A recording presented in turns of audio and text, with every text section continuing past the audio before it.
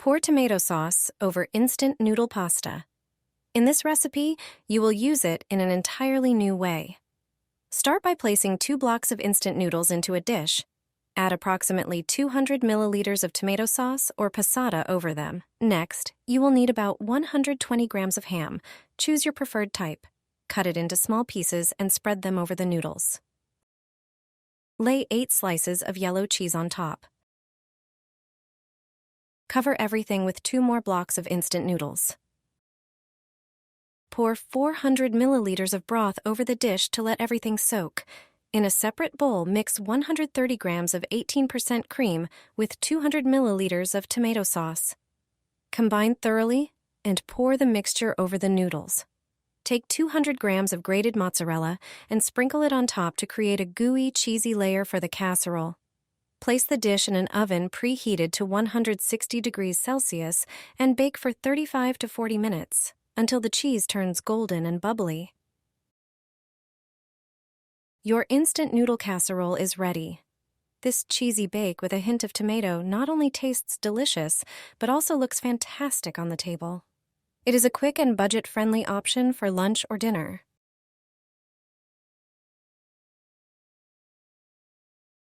Pour hot water over the instant noodle bricks. In this recipe, you'll use them in a completely different way. Start by placing 4 instant noodle bricks into a bowl. Cover them with boiling water and let them soak under a lid until they soften. Meanwhile, take 1 chicken breast and cut it into smaller pieces, preferably cubes. Place the chicken in a glass bowl and season it with spices of your choice. Mix everything thoroughly. Heat some clarified butter in a pan, add the diced chicken, and cook until done. In a separate bowl, prepare the sauce. Mix equal parts of plain yogurt and mayonnaise. Finally, add 1 teaspoon of mustard to the sauce and stir well. Once the noodles are ready, transfer them to a large mixing bowl. You can crumble or cut them into smaller pieces to make them easier to eat. Add the cooked chicken, canned corn, diced red bell pepper, pickled cucumbers, and a bit of chopped red onion. Pour the sauce over everything and mix thoroughly. Season with salt and pepper to taste. Your instant noodle salad is ready.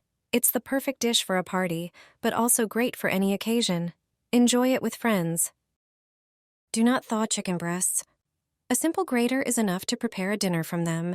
Grate the frozen fillet on large holes and make an exquisite dinner out of it. This dish is my secret recipe. I don't have to rush to the store for fresh meat for dinner. If I have frozen chicken fillet in the fridge, it's so simple. Grate the frozen fillet and transfer it to a larger bowl. Chop 1 shallot.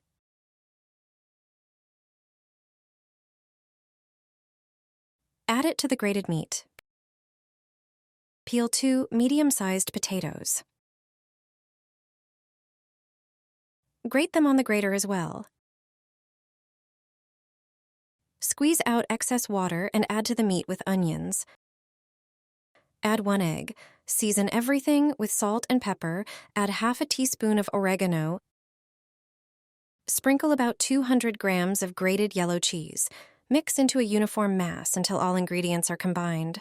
Pour a little olive oil into the pan. You can also add butter. You can fry the first portion as small patties. Shape them in your hands and fry.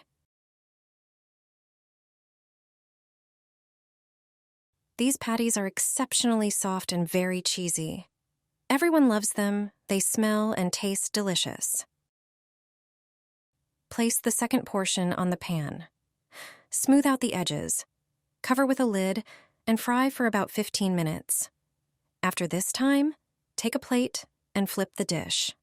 Fry the second side for another 15 minutes. Meanwhile, chop the green parsley.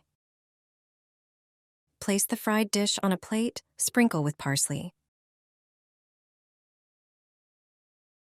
Delicious chicken fillets in soy sauce. My family asks for them every day, and everyone who tries them asks for more. You need 4 chicken fillets. Cut them diagonally, all the same way, only on one side.